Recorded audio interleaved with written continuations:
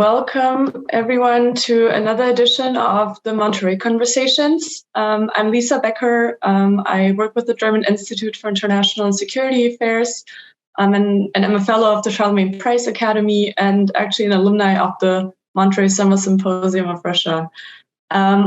First of all, let me thank you for joining and for your interest in space. Today's conversation will revolve about Russia's post-Soviet space program. And together with two distinguished experts, we will take you through space and time and hopefully land back on Earth safely. I'm very happy that with us today are Professor Michael Gordin and Professor Asif Siddiqi. Before I introduce the speakers, let me say a couple of words about the format. We are on the record and we'll go for about an hour. First, I will start the conversation with the two speakers to get into different aspects of the origin of the Russian space program, what the disintegration of the Soviet Union meant for space activities, and how they have evolved ever since to understand the legacy of the Soviet times for current activities. I will then open up the floor for all of our participants and listeners. Please use the Q&A tool to submit your question. I will collect and read them out as we go. Now let me introduce our distinguished guests today. With us are Professor Michael Gordin, who's a science historian and Slavist at Princeton University. He specializes in the history of the modern physical sciences and Russia, European, and American history. He came to Princeton in 2003 after earning degrees from Harvard University and serving at the Harvard Society of Fellows. He has published numerous articles on a variety of topics, such as the introduction of science into Russia in the early 18th century, the history of biological warfare in the late Soviet period, the relations between Russian literature and science, as well as a series of studies on the life and chemistry of Dmitry Mendeleev, the father of the periodic system. Professor Gordin is currently working on a history of the impact of the collapse of the Soviet Union on science inside and outside Russia. It is therefore a pleasure to have him here with us today. Professor Asif Siddiqi is a professor of history at Fordham University in New York. He specializes in the history of science and Soviet history and has published extensively on the social, cultural, and technical aspects of space exploration in the Soviet Union in the 20th century. You can read about all of this in his books, The Red Rocket's Glare, Spaceflight and the Soviet Imagination, and Into the Cosmos, Space Exploration and Soviet Culture. His forthcoming book, Departure Gates, Postcolonial Histories of Space on Earth, traces the history of the ground infrastructure of the space age. His honors include a Guggenheim Fellowship, as well as visiting positions at Harvard, MIT, Caltech, the Smithsonian Institution, and Princeton. So with this, welcome to both of you, and thank you for joining us today. Thank you. So I would like to start off our conversation about the post-Soviet Russian space program by traveling back in time. To understand the current status of the space program, it is important to know where we come from. Professor Siddiqi, knowing that you have extensively worked on the Soviet space program, can you give our listeners a brief outline of the characteristics of the Soviet space program? As most of you probably know, the Soviet space program originated in the post-war era from the ashes of World War II, but it really sort of came into public view with the launch of Sputnik in 1957. Which was the world's first artificial satellite.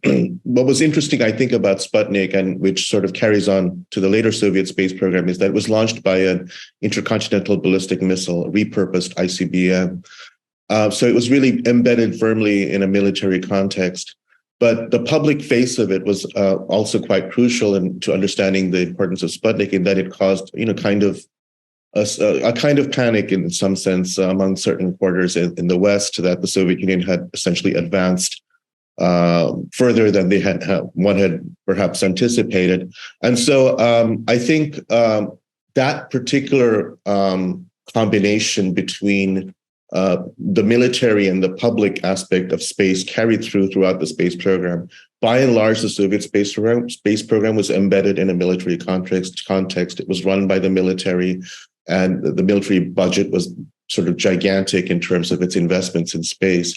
But yet at the same time, there was a public-facing part of the space program, which we were witness to, which the spectaculars, the cosmonauts, and so forth. So that kind of tension, I think, played through the whole program until the collapse of the Soviet Union. And even in the last days, I think in the 1980s, you see a kind of balance between the two as the Soviets invest in very large military systems, but they're also sort of pursuing very prominent public-facing programs that bring it a lot of public goodwill, if you will, in the international arena, including international collaborations, which I can talk about if you'd like. Thank you so much. I think we'll also get to the international cooperation part a little bit later on. So I will now jump in time and then get back to your point about the moment the Soviet Union disintegrated.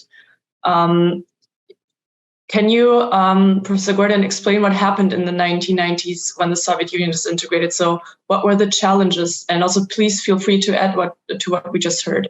Where Professor Siddiqi had us start was actually one of the reasons why the post-Soviet space program, especially the first decade, is so surprising. What one might imagine for a program that is incredibly expensive and is deeply embedded in the military-industrial complex at a moment when the economy is in shambles in the early 1990s, and there is tremendous pressure to minimize some of the aspects of that complex. You might imagine that the space program would suffer terribly and would, in a sense, fade. That actually didn't happen. In many ways, the space program, in what becomes the Russian space program out of the Soviet space program, is one of the most successful aspects of the science and technology complex of the 1990s in ways that I think are intriguing. First, there is the military-industrial aspect, which you think would cause challenges at that moment. Second, there's tremendous fragmentation that happens. A large part of the construction of the rockets and launching of the rockets requires the cooperation of what are now 3 independent countries. You have Russia, you have Ukraine, which is where a tremendous amount of the rocket industry was based. And the second president of Ukraine, Leonid Kuchma, was instrumental in the Zenit Corporation, the entity that creates these things. And the third is Kazakhstan, which is where the launch site is, what is called Baikonur, but that actually was another town, but it was repurposed for secrecy reasons, the name.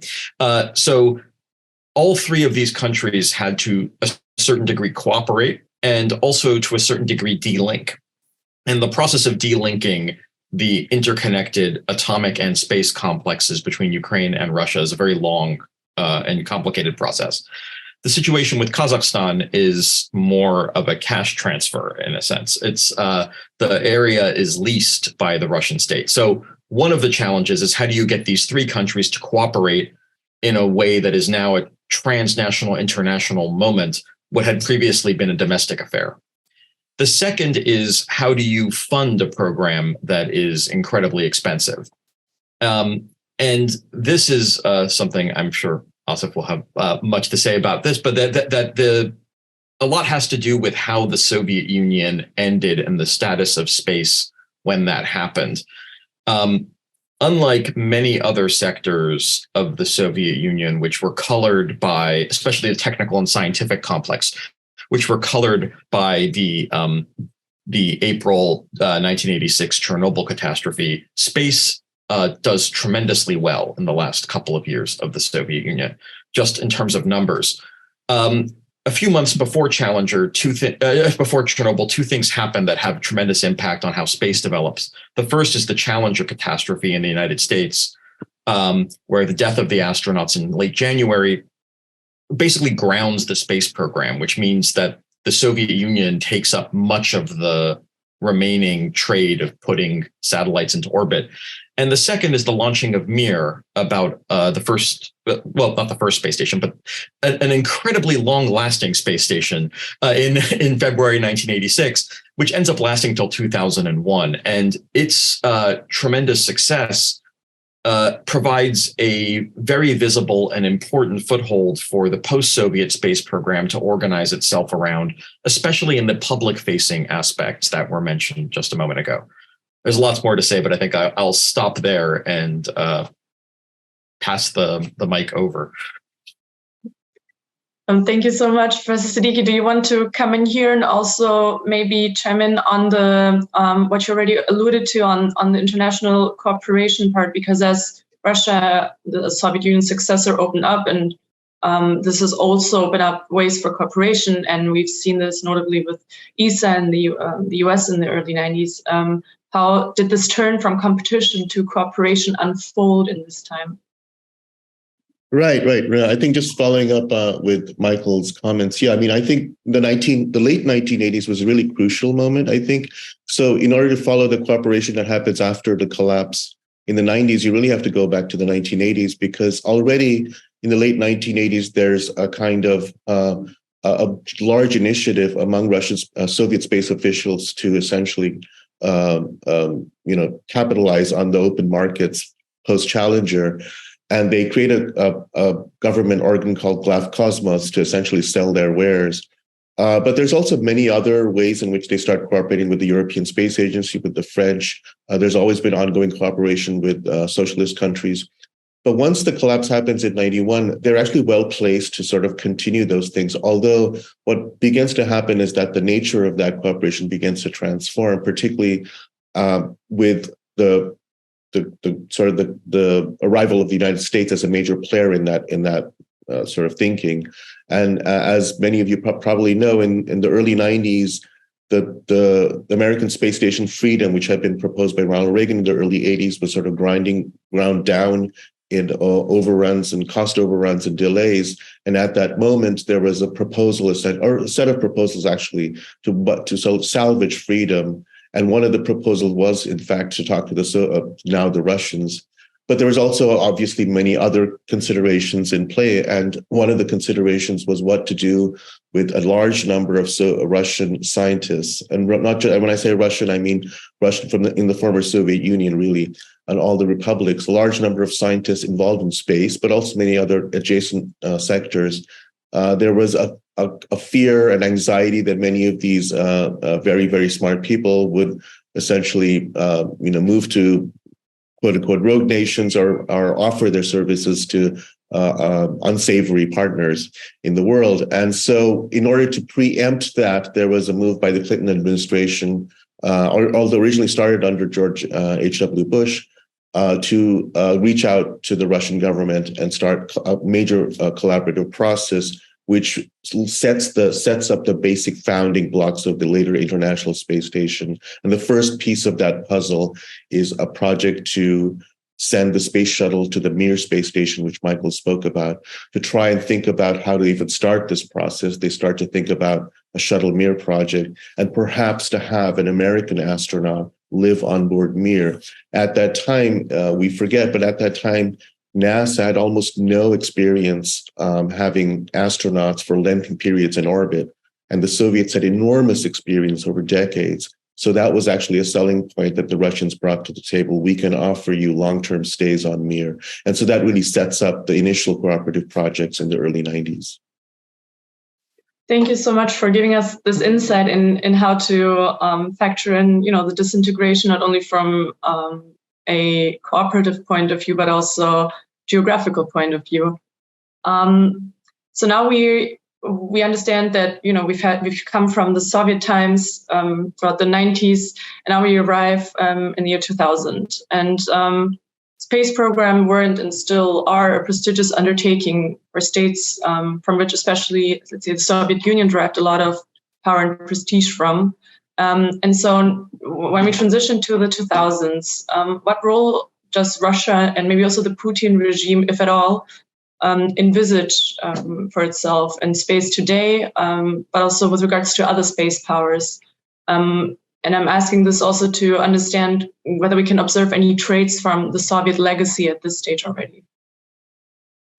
I'm going to do the typical historian thing and try to fill in the first decade of the 21st century before we get to Putin's third term, and which coincides not coincidentally with the annexation of Crimea and a series of other developments, changes the situation quite a bit. But I think the early 21st century is extremely important because it raises the fundamental question of money, which is central to any space program. Space is tremendously expensive, but it is also potentially commercializable because there are real needs to put things up in orbit, and there are very few nations that have the capabilities to do that. And that creates a marketing opportunity. And the Russian space program is extremely effective at mobilizing this and using it as a mechanism for both sustaining the space program through contributions from international entities, but also kind of, in many ways, the commercialization of space, which we now think of as a standard feature of the present space environment, is a creation not just of Russia, it's actually a creation of the Soviet Union. So there's a widespread conception of almost everything Soviet, especially related to science and technology, as highly secretive and closed. And in the space program, that's actually not quite the right way of thinking about it. Something that I know Asif has written and thought about a great deal. Starting in the 70s, there's an Intercosmos program to launch members of the socialist bloc, and not just the socialist bloc, the first French astronaut goes up under Intercosmos. But in the late 80s, it starts getting repurposed for cash as opposed to diplomatic reasons. The first space tourist is not Dennis Tito, who went up in May 2001, although I'll get to him in a second because he's a big answer to your question. It's Toyohiro Akiyama, the first Japanese person in space, who is paid for by a media company to go up. He has a terrible time, but he's on Mir. And then the second is a rather interesting attempt to crowdsource a British astronaut.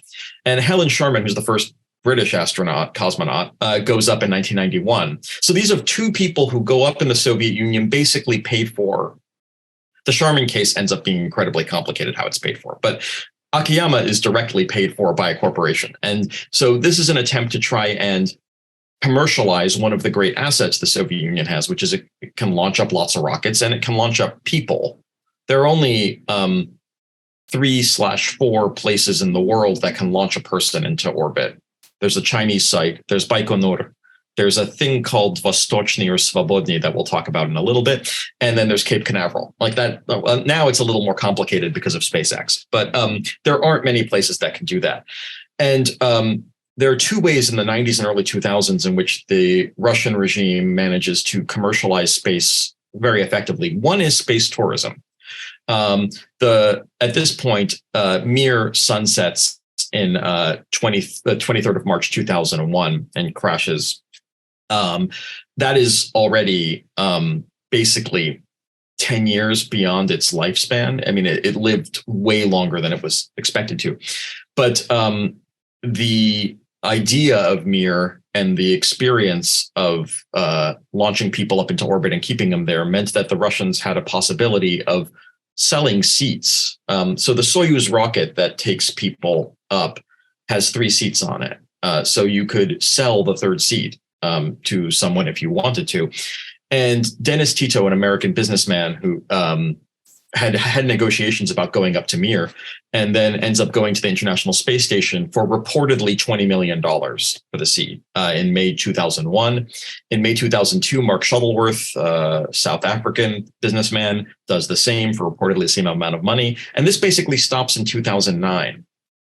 And the reason why it stops in 2009 is because you no longer need to sell to private citizens because the Americans are winding down the space shuttle program, which sunsets in 2011. And the Americans are charged, what is it? Something, it's on the order of, I think, 50-something million a seat, sometimes more than that, to launch astronauts up to the International Space Station. So from 2011 until 2020, the only way Americans get to the International Space Station is through Baikonur. So like that, there is already that, which is an enormously lucrative way of sustaining the space program. The Russians did not spend very much on their space program, but they spent a very high percentage of their budget on the space program, if you look at it in relative terms. And that's because it actually is lucrative and it produces funding. A second point about money that I think is important, Asif mentioned some of the agreements with the Clinton administration for the shuttle Mir cooperation. one of the functions of that is also a mechanism by which Clinton, as the executive, can transfer money to the Yeltsin regime, sort of bypassing the controls that were imposed on nuclear cooperation by Congress. And it became an important mechanism for both supplying funds and expertise and engagement with the Russian regime to the to the Clinton administration during the 1990s. And those are very important aspects that set up, I think, what happens in the 2000s, which is the 21st century has a lot to do with money, keeping the both people moving and launching satellites going, but also rethinking what space might be as a more open, still expensive, but open place for people to engage. And I think that sets up a rather optimistic vision of Russian space in the first decade of this century that starts to change a bit with Putin's third term. I think I'm sure I have more to say, but I know Asif has a lot to say about this too. So, Professor Siddiqi, do you want to come in here and also add on what was just been said? Yeah, thank you. Michael really set that up really nicely in terms of, talking, especially as a historian, that there is a genealogy to all of this, that it goes back. And really the 90s, again, is a crucial moment. One thing that I do want to point out is that there is a moment in the 90s, of course, when they reach out with Mir Shuttle and eventually to ISS, which is the sort of the major jewel in terms of the kind of collaborative process that's happening in space in the early 2000s between Russia and the United States. The International Space Station, the first element is launched in 1998, and it's permanently occupied from the year 2000. And Russian cosmonauts and American cosmonauts are jointly at every stage of the process doing things, which is a kind of a hopeful moment, like Michael said, that the first decade of the 21st century was that moment when you could imagine a future possibly happening that space might be instrumental in perhaps bringing the two nations together. Again, sort of a quasi-utopian vision, but I do want to point out that ISS and human spaceflight is one piece of the puzzle. There's a lot of other stuff going on in the 90s and the early 2000s in terms of Russian attempts to commercialize their space program. For example, they made and still do make very, very good rocket engines, perhaps the best in the world. And this is beginning the 1950s. They have a generation of really excellent high-performance rocket engines, which are very difficult to make. Their rocket engine company called Energomash has produced a number of very high-performance engines in the 1980s. And what Energomash did very cleverly, they kind of repurposed some of these engines for the commercial market. And one of them, the RD-180, was their offering, if you will, to the United States. And when at a time when the U.S. had essentially stopped innovating in terms of high energy reaction propulsion, the engines that on most American rockets were really 1960s or even 1950s vintage. So the RD-180 was purchased by Pratt & Whitney, and there was a huge agreement with Lockheed Martin, and it basically began to power a major set of rockets known as the Atlas III and the Atlas V. So Russian rocket engines were actually installed on these American rockets, and there was a very large agreement. I don't know the exact amount, perhaps some people say $1 billion, 100 plus engines over a period of 20 years. And these engines have been powering Atlas rockets. So anytime an Atlas rocket, an Atlas V or an Atlas III launches, it's with a Russian engine. And this was a major part of another sort of major part of Russian diversification in the international market. And there were other things too. The Russians also had until recently, a major collaborative project with the European Space Agency, actually Arianespace, which was the major player in the European Space Agency, to build a Soyuz launch pad in French Guiana in South America, and which they did. And they were launching these Soyuz rockets for commercial purposes until the invasion in 2021. And this was another very, very lucrative commercial project. There were many others which I can talk about, like Sea Launch, the International Launch Services with Proton. But the broader picture is that beginning in the mid-90s to about around 2010-ish, early 2010s, there was a very vibrant, lots of things are going on in terms of collaborative projects. not only with the United States, but with the European Space Agency and other partners too. And I want to include also Ukraine in this equation, obviously. Michael mentioned Ukraine produced a lot of key elements of their space program. Ukraine had and still has one of the largest factories producing missiles in the world at Dnipro. And so this factory, which belonged to Yuzhnoye, was a sort of a really crown jewel of the Ukrainian space industry. Ukraine also produced the radars for the Soyuz spaceships that came to dock with the space stations. They needed those radars and many, many other parts. So Ukraine was an important part of the puzzle in terms of what Russia was trying to do and diversify into the early 2000s. Thank you so much for painting this picture of where we were maybe at the beginning of the 21st century. But as both of you have hinted, things have changed. Professor Gordin, you said it was at the beginning of the third term of Putin. Professor Siddiqi, you said it's 2010, 2011. So let us jump into that time. What happened? Who wants to take this question first, maybe? You want to go, or should I? No, Michael, why don't you go now? Yeah, I'll start with this. It really is 2010, 2011, which is still the Medvedev presidency, but Putin's prime minister. But you start to see changes happening, which are, again, the space program is extremely important as a stream of income and as an indication of how important a player Russia is on the world stage. Again, almost no country has this capacity, and the Russians are leaders in almost every aspect of it. But there is a generalized retrenchment that starts to happen from international cooperation across many spheres of activity. But in science and technology, you see it in a bunch of ways. One example of this is Baikonur is kind of a constant problem. It's about 40,000 Russians work there. It actually had a lot of COVID problems as well. But in starting around 2011, Putin as prime minister greenlights the creation of a new cosmodrome, which is on the border with China in the Russian Far East, which is called, depending on when you look at it, Svobodny, which means free, or Vostochny, which means Eastern. And it's on the border with China, which makes you think that's not like a great place for it, but there are constraints on where you can place a launch pad. The further south you are, that is, the lower the latitude, the more assist you get on launching, especially heavy craft, by taking advantage of the Earth's spin. So you want to launch eastward, and you want to get more of the circumference of the Earth to help you. And Russia doesn't have a lot of options. So it ends up greenlighting this place as a way of getting out of this sort of punishing $115 million a year lease that was renewed in 2005 to 2050. So there's a commitment to keep Baikonur going, but they want this alternative. So construction begins in 2011. It was supposed to be done in 2018.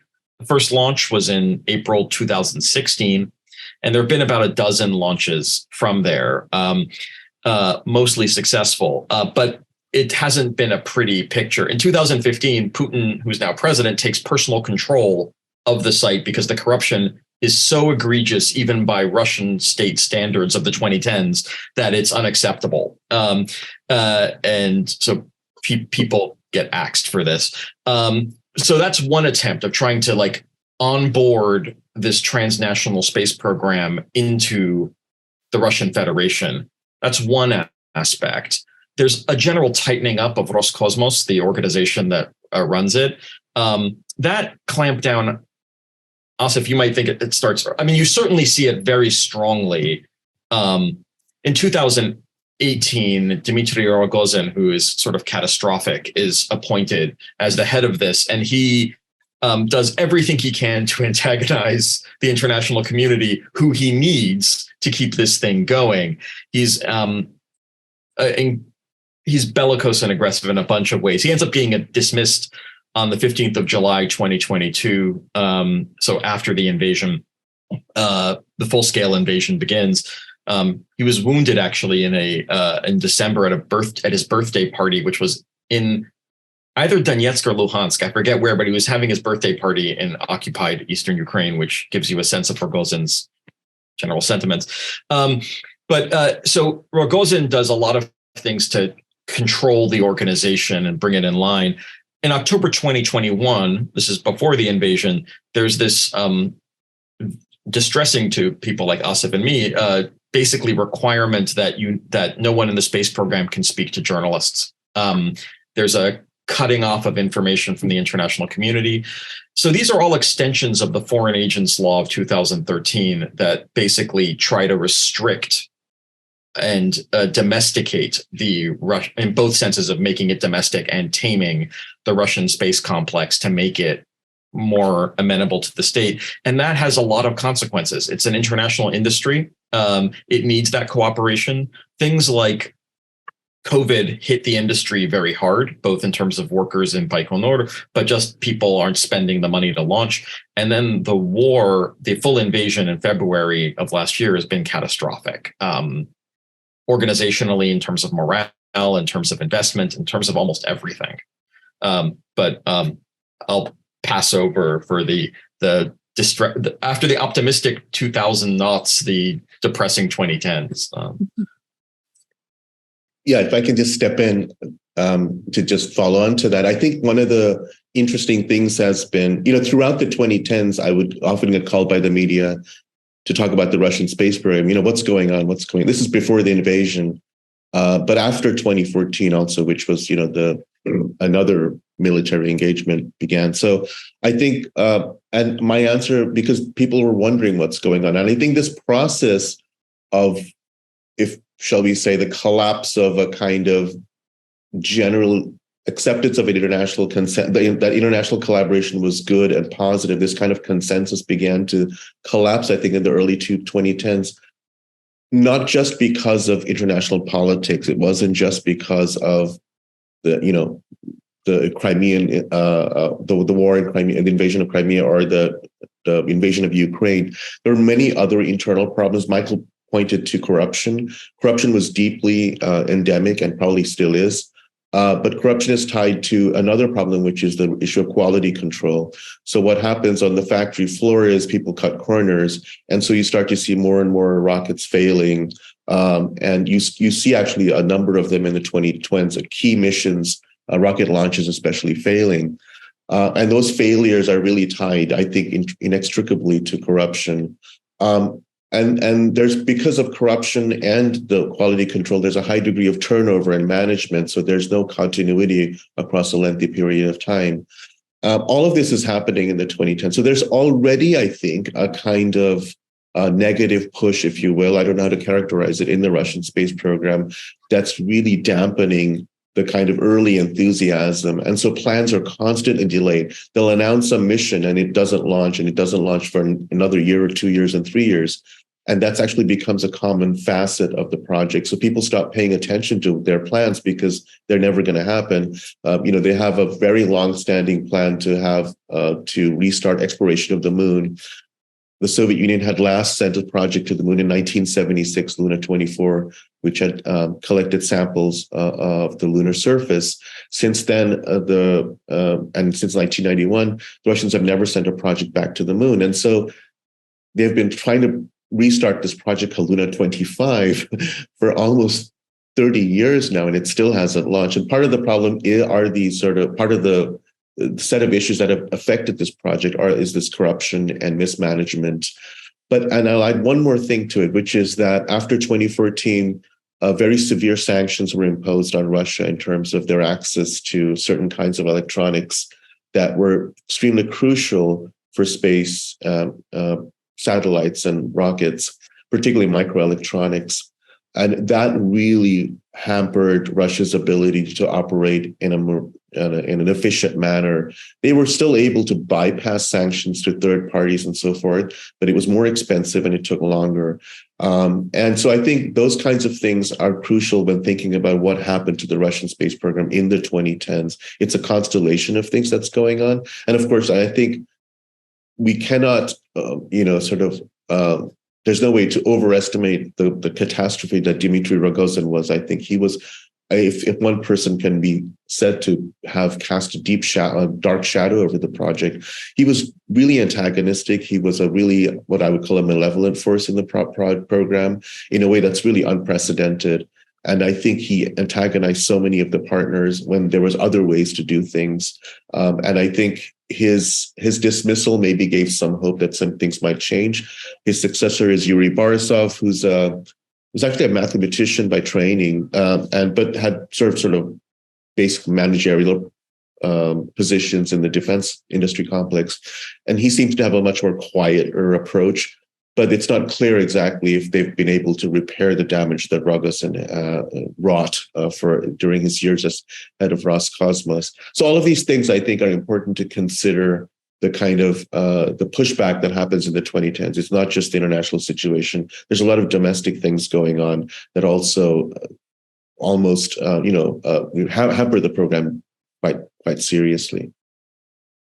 Thank you so much. And I think we see really nicely how it goes from the 2010s and ties very nicely up until today. Professor Gordin, did you want to? Yeah, I just want to add one thing to that excellent summary. There's also a thing about the pre-Rogozin and the post-Rogozin period is that SpaceX starts launching people. And that happens first. When is the first? It's 2020. It's 2020. 2020 is when the 2021. It's during the pandemic, like when the lockdown, and that just changes the equation. And that's a thing that wasn't part of the framework. Is if the Americans have to pay, they could pay Elon Musk or they could pay Rogozin. They have options now, and that just makes the calculus different, even independent of the war. And that's just a footnote to add to the domestic problems that the industry is having within Russia. It now has international competition of a very different sort. Thank you. This also leads me to my question. We've talked about Roscosmos, Russia's space agency, which is a civil state-run organization, but with a little end. Dmitry Rogozin, I think, made it very prominent, not only because of his vocal way of presenting things on social media. I wanted to jump in here and ask, how can we, what is Roscosmos? How can we place it, in the broader picture of the Russian space program? We've talked a little bit already about corruption, but also what role it has in further developing it, and maybe also what ties there are between, the purely military program that Russia is pursuing in space, and then on the other hand, the scientific or the civil cooperation that it pursues. Who wants to take that, Michael, or I can take that? Okay, so that's a really good question, because Roscosmos is the public face of the Russian space program, and Roscosmos is the major player in terms of the international arena. It has but in terms of its budget, I think it's somewhere in terms of, it's hard to convert rubles into dollar amounts, but let's say it's roughly in the $3 to $4 billion range annually, which is really minuscule compared to NASA's budget, which is, I think it's like $25 billion or something approaching that level. So, but it's important to remember that Roscosmos is actually one element of a larger set of actors in the space program. Much like in the United States, NASA is just one set of actors. There's the National Reconnaissance Office and the CIA and the NSA. Everybody has their little space pie. But in Russia, although we think of Russian human space flight or the International Space Station as the key piece of the puzzle, a considerable amount of their funding actually goes into military space. And intelligence collection systems, which I think has been increasing, we can guess, because there have been investments in these assets quite a lot in the last 10 years. When I say military space systems, there are things like anti-satellite systems, electronic jamming satellites that jam electronic transmissions of other satellites, satellite inspectors, satellites that approach foreign satellites and take photographs and observe them. It's very highly advanced, technically advanced systems that they're fielding right now, which are very, very expensive, one can imagine. The other part of their money goes into what's called GLONASS, which GLONASS is the Russian version of the American GPS system, Global Positioning System. And GLONASS has been around actually since the 1980s and Soviet times. They've launched, I think, over 100, probably 150 satellites. But at any given time, they have to have 24 operational to operate their GPS system within Russia. And I don't think they've ever quite achieved that because one or two always goes on the fritz. But GLONASS is very crucial to the Russian military, especially now in Ukraine. And GLONASS has a huge priority, at least according to the Russian government. GLONASS is a very high priority. And in some ways, it's the one part of the Russian space budget that is guaranteed because it's considered a kind of extremely important for Russian strategic purposes. So I think it's important to understand that Roscosmos is just one part of a set of things that the Russians are investing in, including very highly sophisticated military systems, their version of GPS, and other cognate systems. But Roscosmos is, I think, important because it also has it is the only interface through which Russia interacts with foreign partners. And that's why I think it's important, including Kazakhstan and Ukraine. Well, there's no cooperation with Ukraine anymore, but Kazakhstan certainly. And so I think that's why Roscosmos is important, although we should have the broader context in mind. And just as putting on the edge of that, the busiest launch site in the world is Plesetsk, which is the Russian mostly military launch site, which is within the Russian Federation and has never had the leasing problems. But it launches things on a more degraded orbit, and it launches lighter things. So, but it's crucial for all the things that Asif just mentioned. You mentioned also the scientific aspect, which I think is worth saying something about. There are an enormous number of quite interesting scientific ventures that have been going on in space since the end of the Soviet Union. When you're thinking about space telescopes, the Webb is the most recent one, various other kinds of satellites that are designed for studying early universe or microwave background radiation. All those, many of which are identified with the Americans, they're all international cooperations. They all have a multinational investment. They all have international teams of people working on them. And the retrenchment of the Russian space program has also had aspects that diminish their ability to cooperate in those kinds of ventures. And that has had impacts not on those programs so much. It makes them slightly more expensive for the rest of the world to put together and slightly longer, but they've been happening. There were various attempts. I mean, the Luna example is an excellent one. There's also been an episode that I quite find fascinating. The space program looks really good in the late Soviet period. There's this, the near approach of Halley's Comet. The imaging of the nucleus is done by a Soviet Vega satellite. It's a very impressive feat. But then they try to launch 2 probes to Mars. And launching a probe to Mars is quite hard. And there's Phobos 1 and Phobos 2. They're both designed to land on one of the moons of Mars. They both fail. And they fail differently in ways that are embarrassing to the Soviet space program, but are also just an indication of how difficult the thing they were trying to do was. There's an attempt to do a 3rd mission in 2013, I think it is, called Phobos Grunt, which is a weird attempt after so long of not doing any of these things to try and reactivate a Mars mission. That fails too. American projects towards Mars also fail, but some of them have succeeded. But they're just indications that the scientific side faces various challenges. Those challenges are worse when you don't have the ability to cooperate across borders as easily. And since the onset of the full-scale war last year, those are basically scuttled. And I don't think we've mentioned this yet, but for those who do not know, in August 2022, the Russians pulled out of this International Space Station as of 2024. So the successor is already being planned, but it will be planned under the current regime, under the current set of circumstances. It will happen without Russian cooperation, which is another indication of a retrenchment and a cutting off of contacts, which really hurts everybody, but it hurts everybody with different degrees of weight. I just want to add quickly about the International Space Station. I think they just announced recently that they would extend their participation till 2028. But it may be. Thank you. I stand corrected. I was looking up the dates this morning just to see what would happen. I think it needs to be confirmed, but I just saw that. Okay, thank you.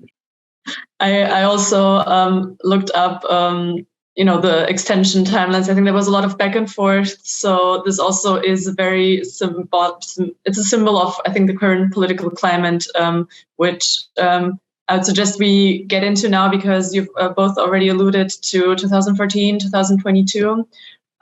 We've seen a lot of sanctions imposed since 2014 and since the invasion of Ukraine in February 2022. These were insofar tightened as, not only in terms of technology exchange, et cetera, that we've seen a rapid decline of all activities, but also joint scientific projects were put on hold, such as the European-Russian ExoMars mission.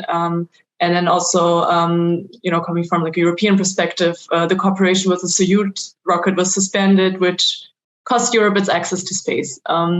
In preparation of this event, I went back to a previous edition of the Monterey Conversations, where you, Professor Gordin, said that now any prospects of space cooperation are completely destroyed, and that Russia's space program cannot recover.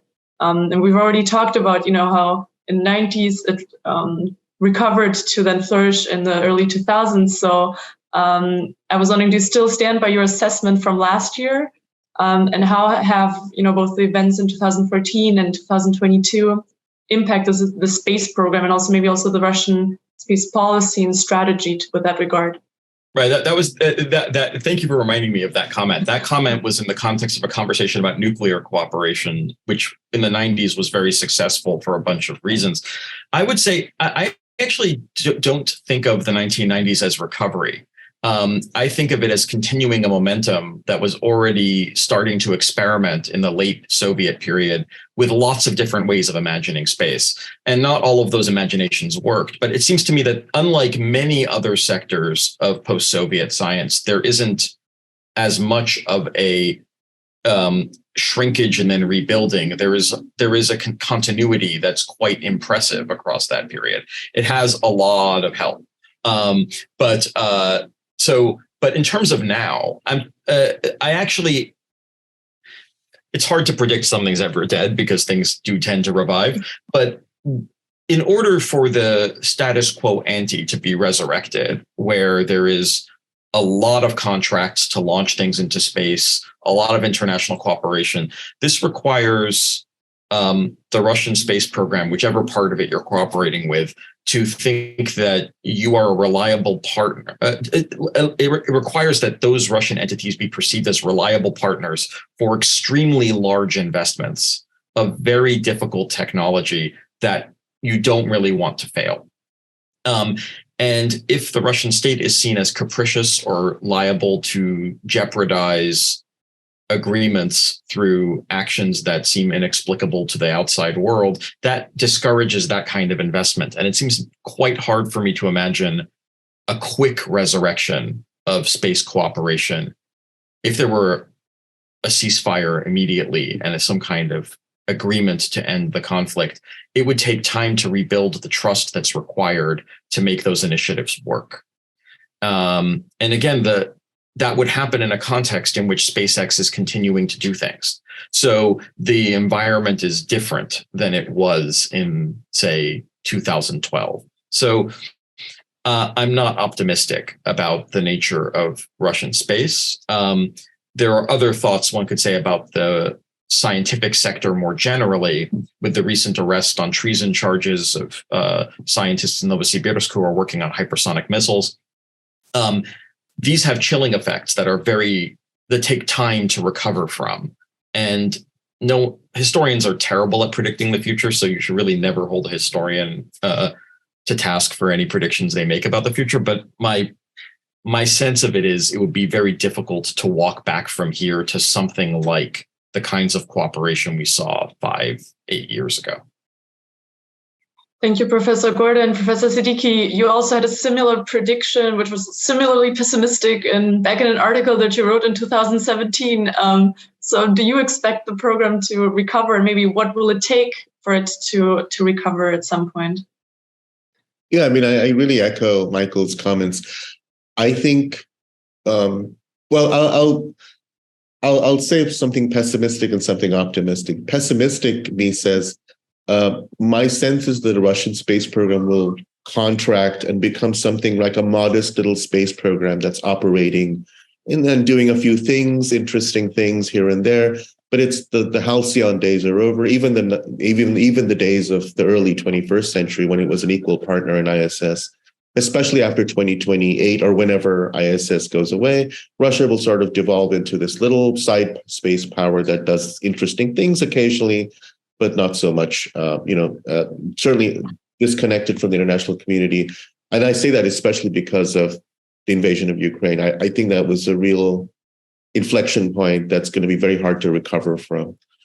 The optimistic me says that, we also had Soviet times when, the two new powers were arrayed with nuclear weapons against each other.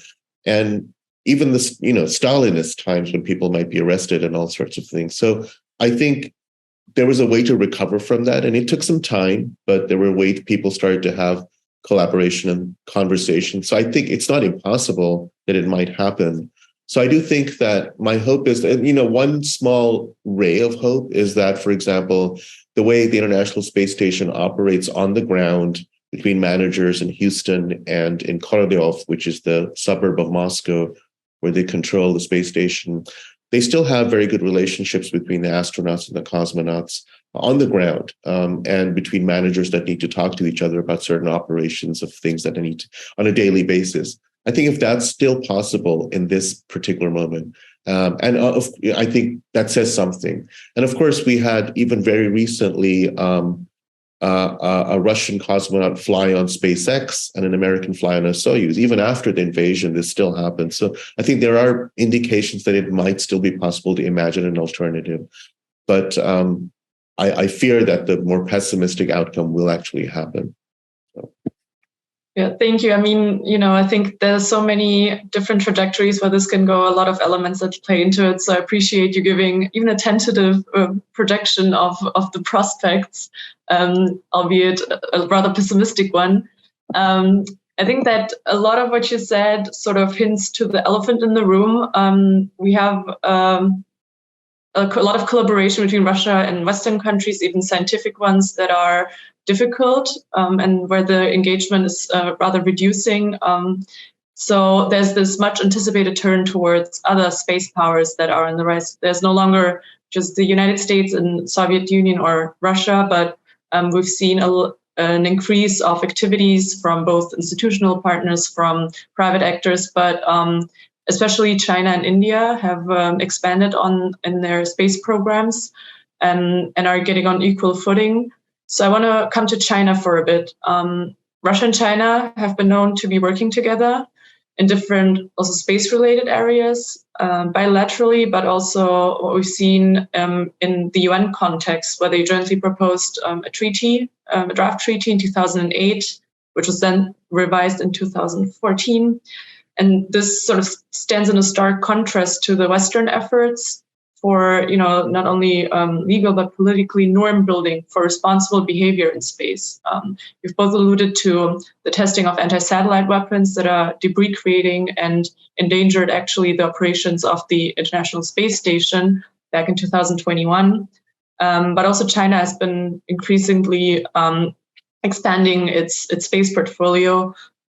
We see steps and announcement for cooperation between Russia and China on the Chinese space station, again, which would also oppose sort of the activities that go and continue on the ISS. So I'd be interested in hearing your thoughts on the scope, depth, and maybe sustainability of this relationship, and what we can expect going forward. Wants to take this question first? Mr. Siddiqi. Okay, I'll try. This is obviously, as you said, an elephant in the room, the China question. So the first part of it, which is the legal questions, I think there is obviously China. Well, to back up, China is a is a really is a to put it mildly, a top class space power. It's as my friend Jonathan McDowell says, China pretty much does everything that any great space power does, or they have the capability to do so. They've done almost everything that the United States has done. Haven't done a few things still, obviously human missions to the moon and so forth, but almost everything else is on the table, and they do it, and they do it quite well. So there's been a kind of inversion, if you will, of the China-Russia position in the last 5-10 years, where China is seen as perhaps more has less to gain with something to, in terms of cooperative agreement with Russia. But China also has something to gain, I think, with allying with Russia. And part of that is the legal regimes that they're trying to create, an alternative to the Artemis Accords, an alternative to the legal regime supported by the United States and Western powers in terms of weaponization of space and so forth. So I think that's a whole set of interesting conversations to be had. In terms of Russia, from the view from Russia and what China, obviously China brings a lot. And as you mentioned, there are already small things happening in terms of cooperative agreements between Russia and China. Nothing quite major, but they have been talking about this International Lunar Research Station, which China has a long-term plan of lunar exploration, and they've sort of been talking to the Russians at a low level about their participation in this project. And it's quite likely that Russians will be part of this project, which envisages a human exploration of the moon by the early to mid 2030s. So it's possible, if Russia still is operating at some level where they can contribute something, China and Russia will, in fact, be exploring the moon sometime in the 2030s. There's a lot of ifs to that, but I think that's one way in which they can cooperate. And there's other ways too. I mean, already in the 1990s, again, going back to the 1990s, it was Russian spacesuits that, provided the bedrock for the Chinese space program in terms of their human spaceflight. It was the Russian design of the Soyuz that they essentially, sort of upgraded for their Shenzhou spacecraft. So there's already a lot of exchange in the 1990s. So there is a lineage and a tradition of it already existing. And a number of Chinese taikonauts, I guess, have come to Russia to train over the decades. So, but I think as China becomes more and more capable, they're less reliant on those things with Russia. But again, I think there is a space for that cooperation to happen. And as Russia is increasingly isolated, let's say, from the West, I think they may see this opportunity, and I think they will see this opportunity to perhaps put their lot with the Chinese. And Michael may have other words or more to say about that. Very, very little to add to that. All of that is true. The third elephant in that exchange is, of course, U.S. policy towards China, which this is the only footnote I want to add, which is U.S. policy in recent years being making attempts to isolate Chinese engagement with the rest of the world in this area and many others has the effect of creating a vision that there is an alternative, and that alternative is attractive to the Chinese and gives a space for the Russians to join into it. When Challenger exploded, it wasn't just the Soviets who launched American satellites; the Chinese did too. There was there was extensive cooperation between the programs in the 80s and into the 90s. Then there's an accident, and the Americans pull from the Chinese. But the heightened suspicion of any kind of technical scientific engagement with the Chinese that's evidenced in the Trump administration and the Biden administration, I think shapes this field in a bunch of ways that we are going to see what happens in the future. But American policy is not neutral towards this and is creating opportunities when it is designed to deny opportunities, but it's creating other ones as well. Thank you so much for, giving us also the bigger picture with the United States policy. I think most notoriously the Wolf Amendment is also, creating a little bit of a rift with that. And I was wondering, maybe as a follow-up, do you think that Russia turning towards China and cooperating with China will endanger further cooperation or cooperative paths? Let's say also, if we look at the ISS and beyond, there's always this, what I can conceive as, a rapprochement, which would then, fall under the Wolf Amendment. Is that something that is conceivable?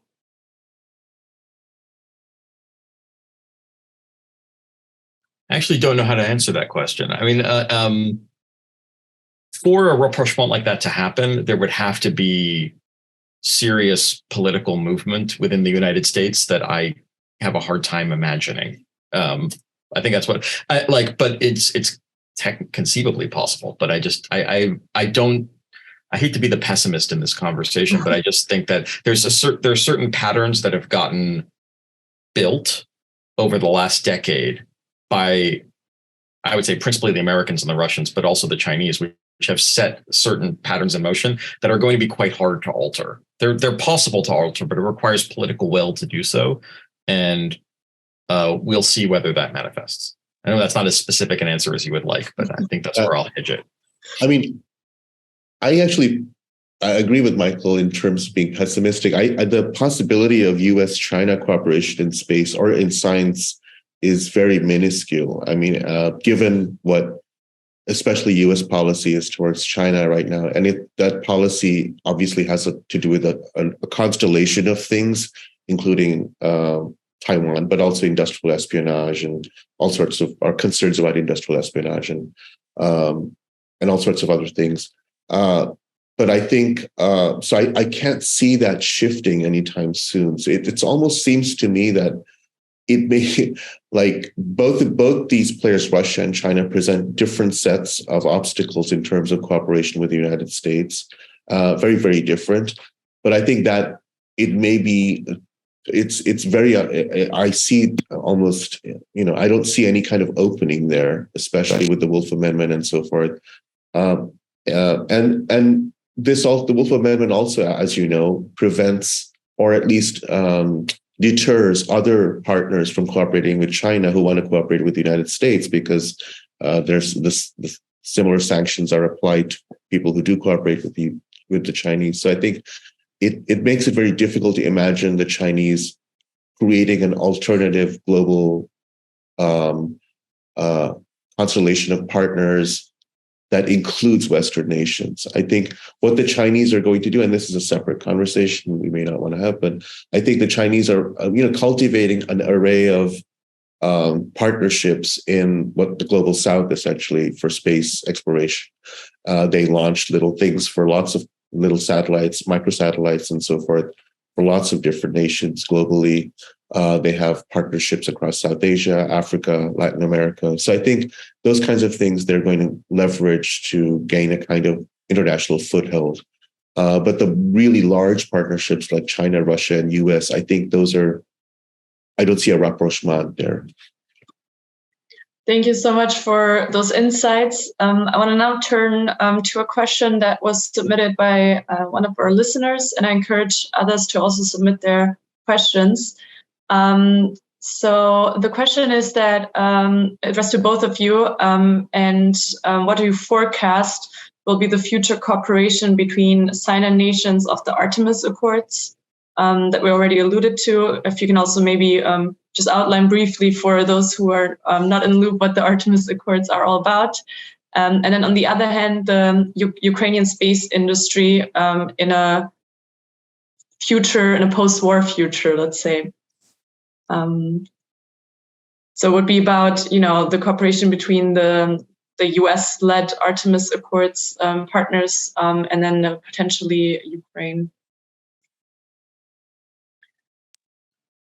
Asif, do you want to take Artemis and I can say something about Ukraine? Or sure, yeah. Okay. Well, the Artemis Accords are basically a set of, I believe they're non-binding accords, but they involved a whole bunch of nations.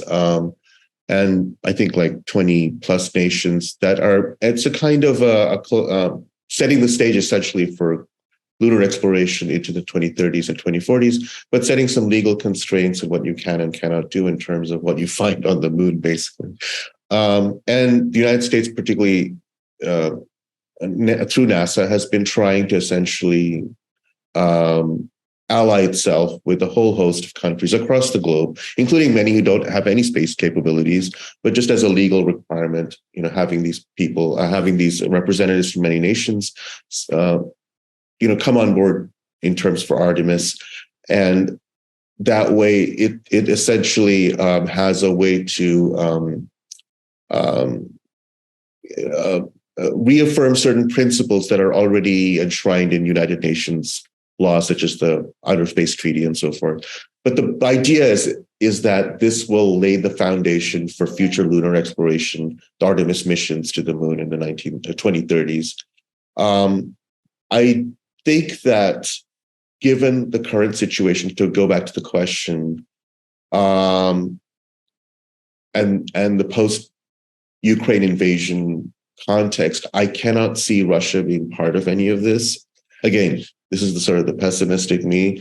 And my sense is that if I had to really, again, I don't like predictions, but if lunar exploration were to happen in the 2030s, and I say if because we've been predicting lunar exploration for decades and it's never happened. So I still put a very giant if, but if that were to happen in the 2030s, we might see a case where you have a set of nations led by the United States and NASA with some modest presence on the surface of the moon, and perhaps a separate Chinese/Russian set of, I wouldn't call them settlements, but sites on the moon with instrumentation and so forth. And that's what we can imagine, let's say 15, 20 years from now. And I think that's a distinct possibility, maybe 20 years from now, that you have essentially two centers of power. There's, of course, the commercial aspect of it, and I don't want to get into it. There's many, many different commercial actors thinking about grabbing their piece of the moon, as capitalists are wont to do. And so I can't predict what's going to happen with them. But in terms of nation states, that's what we might imagine. And for the question of Ukrainian U.S. space cooperation or Ukrainian other international space cooperation, this all depends on how the war evolves, obviously. The base of the rocketry industry is in eastern Ukraine, in Dnipro and surrounding areas, and those areas are badly hit. There's, I think, a tremendous amount at present of international goodwill towards helping that happen. Asif has already mentioned the Soviet and post-Soviet innovations in rocketry that are also Ukraine is also implicated in and would have a tremendous contribution to make in that. If that industry can be revived after the tremendous reconstruction that will be required after the war, I think that there's a place, quite a reasonable place, for cooperation on rocket launches and space cooperation. Ukraine doesn't have a place to launch from. It doesn't have Plesetsk, it doesn't have Baikonur access, it doesn't have any of that. So that cooperation would have to be with some entity, whether that is the European Union or the Americans, or in some conceivable reorientation, the Chinese, that would enable something like that to happen. But I think that I think the goodwill is there for that, and certainly the technical capabilities are there for that. If those remain after however long the war is, and however much bombing and damage there is, and however many people have died on the battlefields or fled the country and are no longer part of the community, that is a tremendously that is even more unknown than most of the unknowns that we've been talking about. But I would hope for something like that to be able to happen. It would be a tragedy to lose such an important contributor to the sort of global space initiative through the ravages of the war. Yeah, I just want to add that Ukraine had, a number of cooperative programs independent of the Russians in space through the 90s and the early 21st century, including with Brazil, with Asians, a number of Asian countries to build things. So I think those things obviously are on the hold right now. So Thank you so much. I think that there's a lot, still to be determined. But I do think that Ukraine, being a signatory of the Artemis Accords, is already hinting at, a future space endeavors. Mindful of the time, I would take one last question from one of our viewers who wanted to circle back to the Russian commercialization of human-rated space programs that both of you have already talked about. And the question is, to what extent those were sort of guideposts to the Americans? Is that an area that showed to the US that was what was acceptable and actually possible in the commercialization of manned spaceflight? I would say definitely, in that in a couple of ways. First of all, there was a lot of creativity, in part because there was an openness towards investment. There were ideas about what was possible, and it seemed like there was so little regulation of what was possible that ideas were floated and made available that I think opened the imagination. But secondly, the degree of securitization of the American space program in the 1980s is quite high. And so the alternative that the Russians presented in the 1990s of having a less securitized aspect of the space program, I think did make certain options available. There were a whole bunch of very weird ideas in the 1990s, like they seem weird to me now. Maybe they weren't weird. Like there was an interest in a reality TV show involved that would send people up to Mir. There were lots of interesting creative ways of trying to figure out ways of harnessing funding to allow for space. And I think that those did open up the possibilities, and the possibility of space tourism which I think was inhibited earlier in part because there was an assumption that no one would pay high price tags for that. But the Russians showed that, in fact, people would. And that, I think, encouraged aspirations that were probably already present of trying to figure out a way of doing Earth orbit related commercialized space. Yeah, I would add that I think we forget because we're so presentist, but all the space tourism stuff really started with the Russians commercial space tourism started with the Russians in the 1990s, which is extremely ironic given, the whole sort of post-communist genealogy of all this. And I think, the question was posed by Jeffrey Bamber, who himself was actually involved in some of this stuff. But I think absolutely the 1990s in some ways allowed us to imagine this future. And I think because, with people like Helen Sharman and then later Dennis Tito and so forth, was really, they were in some ways, if you want to call the pioneers of space tourism. And I think those, I think the Russians were really front and center in that. And also in tabling all these, as Michael said, crazy ideas of doing things, which are now happening, shooting films in outer space or sending Tom Cruise up there and so forth. All of that stuff was already in the works or in the conversation in the 1990s. So some enterprising graduate student, when they write that history, I think that genealogy goes back really in that halcyon period. Thank you so much for reminding us that, movie production can also happen above our heads, and the unlimited opportunities of space. We are now getting towards the end of our conversation, and understand that we have covered a lot of ground, from Earth to orbit, from in space and time. Professor Siddiqi, Professor Gordin, thank you to both of you so much for giving us those really insightful comments and also insights into history, but also the current status and some cautious, albeit pessimistic prospects of the Russian space program.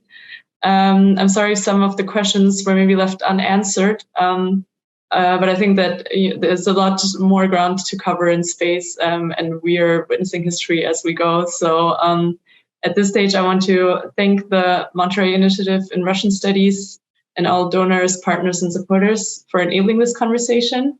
And to all of our listeners, I want to wish you a great rest or beginning of the day, depending on where you are. Thank you so much. Thank you. Thank you very much.